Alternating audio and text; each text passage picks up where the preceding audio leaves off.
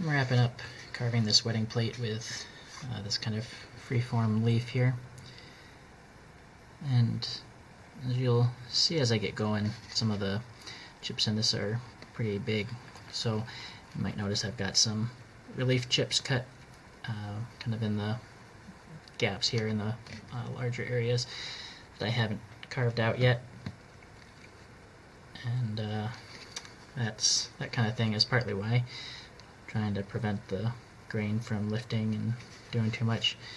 That might be from wood being dry, or not entirely sure what caused that, but it shouldn't be too big of a problem. I like to do the outside since it's kind of a nice smooth continuous cut, and that way as I do the inside cuts, which is the more organic weird shapes, this is a nice smooth curve that's easy to follow, and as I do the inside shapes you'll see the chips kind of falling away in pieces, and that helps relieve the pressure, helps me follow some of those tight contours. So I'll just do the outline of the leaf first.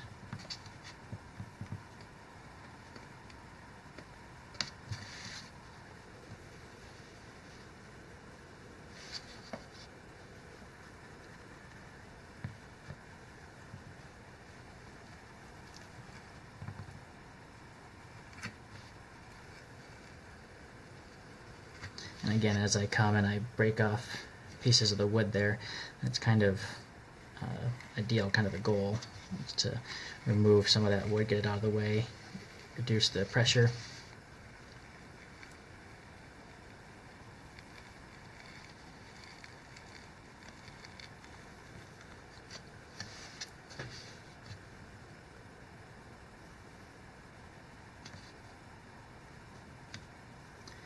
And for these particularly large chips like this section here, I actually intentionally make the angle of my cuts a little bit shallower than usual.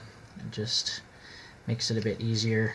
You're trying to remove less wood since the chips are already big. You're already trying to remove a lot. By making it shallower, it just makes it a little bit easier, and I find it also kind of helps offset the size of the chip a little bit. I'm going to be staining this, and it just makes it a little bit less dark, less exaggerated of a difference between the chip and the surface if I make it a little bit less deep. So there's the outline done. I expect that it's probably not perfect. I'm probably going to have to come back and redo some of that as I get going. But here I'll kind of remove this first section here. That frees up being able to see what's going on, how to get the knife exactly where I want.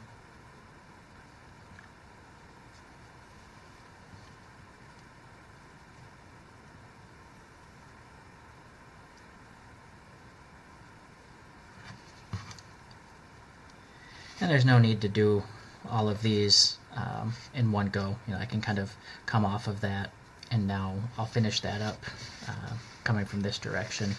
I'll meet up with it on this side. I prefer to carve in this hand orientation when the wood in the project allows. I often have to change direction for grain purposes, as this side.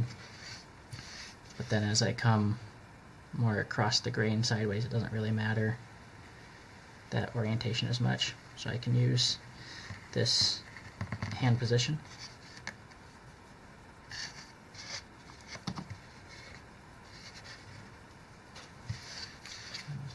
Missed a little bit of the line here, so I'm going to come back and bring that in a bit.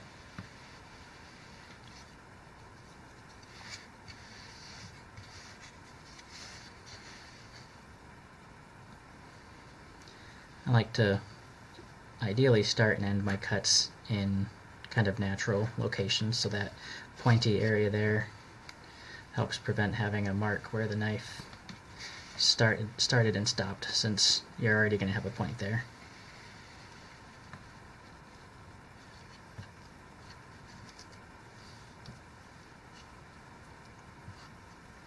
And some of these leaf tips are pointy, like this one. Some of them are more rounded, like this. That's intentional for, it's a leaf, kind of more organic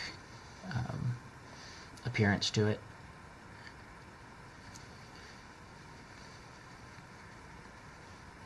Alright, so that piece is really lifting up. Looks like it came up pretty completely, so I'm going to end up having to glue that down, but try to carve it in place in the meantime.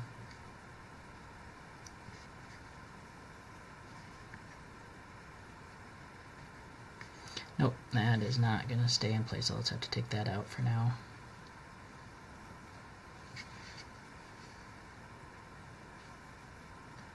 Do my best working around it.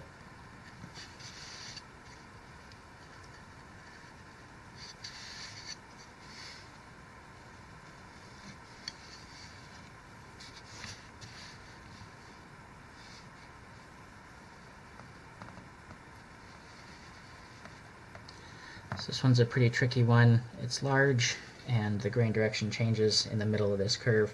So if I were to try to continue around with how deep this is, the knife is going to start prying as I make that transition. It's going to rip the grain right there. So I'm going to preempt that and switch my direction of cut right here. And that'll probably take a little bit of doing to touch up where those two met.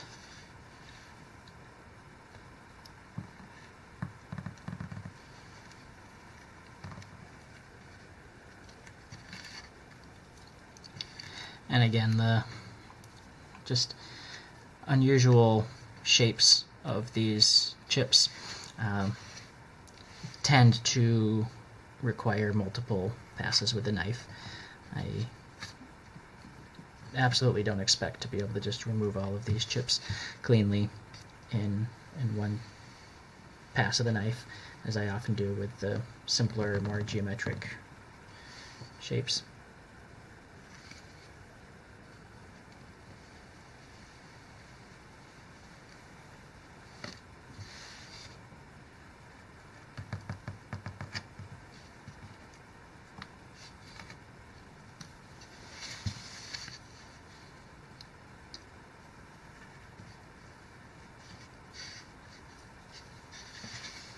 You might see a little bit as I rotate around, there's kind of a seam right here where those two cuts met, so try to very carefully shave that off and blend those two.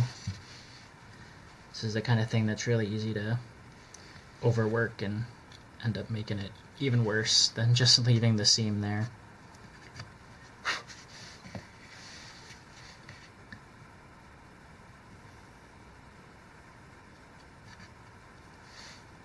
So I think I'm going to call that good, just like that.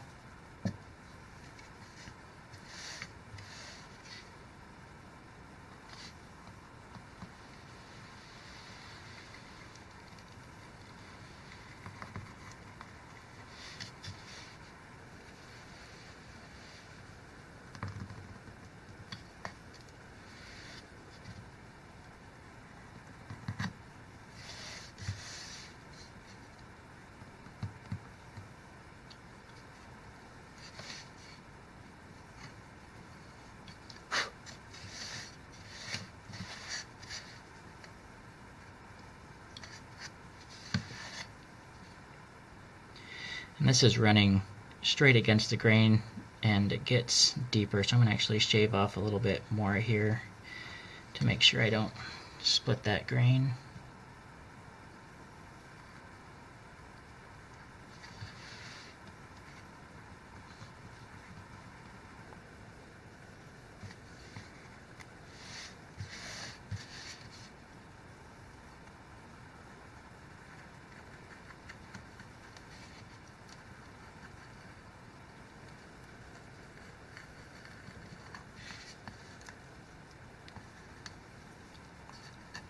So you can see doing these free-form large chips can get kind of messy with just the little pieces of wood breaking off here and there.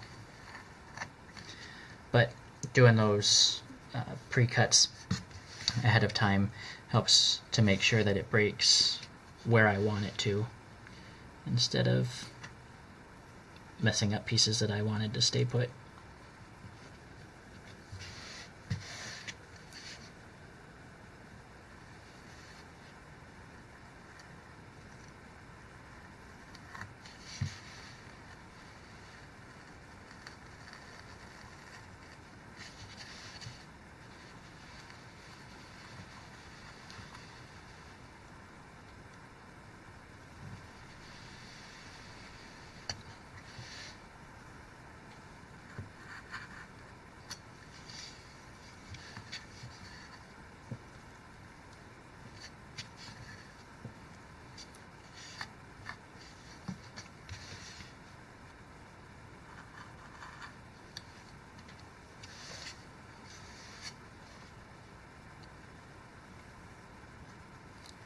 Just trim off that corner. It was a little bit too pointy. I want that to be a nice smooth edge of the leaf.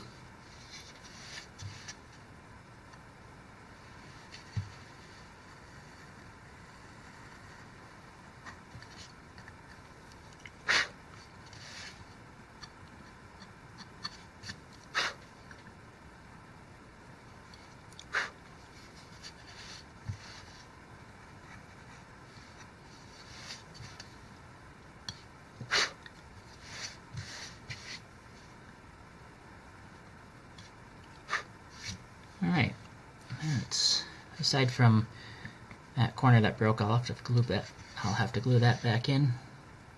Pretty much done with the main part of the leaf here. Now just the final detail of doing the vein. And I don't worry too much about following this line exactly. You know, it's a leaf with a natural vein. If it gets a little bit wider or skinny or goes in a weird direction a little bit, that's just fine.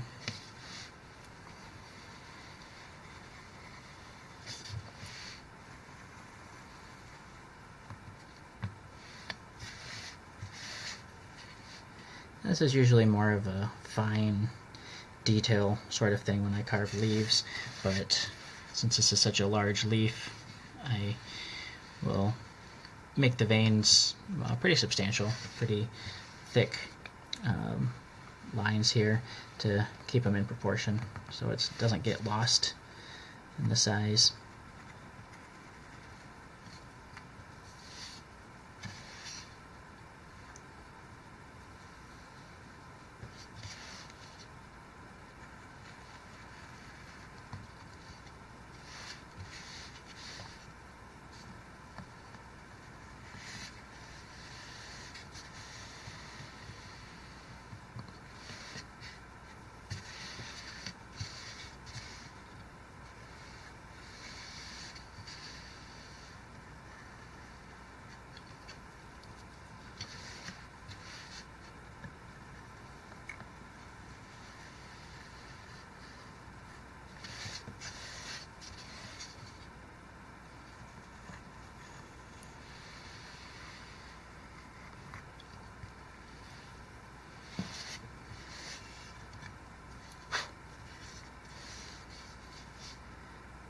Alright, I think that's pretty much it. Looks like I might need to smooth this out a little bit. I kind of came in and made a little bit of a divot there, so we'll see if I can get rid of that. Make this a nice smooth line.